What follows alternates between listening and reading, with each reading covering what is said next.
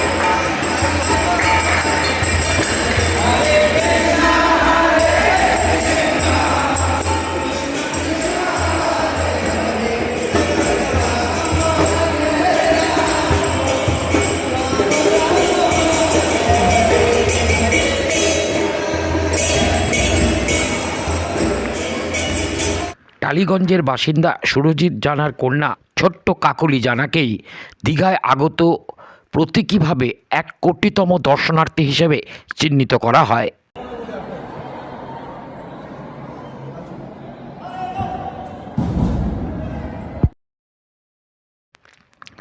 দীঘার জগন্নাথ মন্দিরের প্রধান পুরোহিত এবং ট্রাস্টি রাধারমন দাস আমাদের জয় জানালেন, জগন্নাথ, হরে কৃষ্ণা। আজকে অনেক আনন্দ থেকে আমি জানাচ্ছি কি আজকে দীঘা জগন্নাথ ধামে মন্দিরে 1 কোটির সংখ্যা পেরিয়ে গেছে দর্শনার্থীদের। মন্দিরের প্রাণ প্রতিষ্ঠা হয়েছিল 30 এপ্রিল 2025। তখন থেকে আজ পর্যন্ত 8 মাস 2-3 দিন পরে হবে, তো 8 মাসের মধ্যে 1 কোটি দর্শনার্থী দীঘা জগন্নাথ মন্দিরে এসছেন। এটা 28 ডিসেম্বর 12টার সময় এটা হয়েছে। আমরা সাংকেতিকভাবে এক বাচ্চা মেয়েকে আমরা 1 করোড় দর্শনার্থী হিসাবে চিহ্নিত করেছি, আর ওনার ফ্যামিলিকে বিশেষ ভগবানের প্রসাদী মালা আর দর্শন আর আরতি করানো হলো। এই ফ্যামিলি কাকলি জানা ও টালিগঞ্জ কলকাতা থেকে।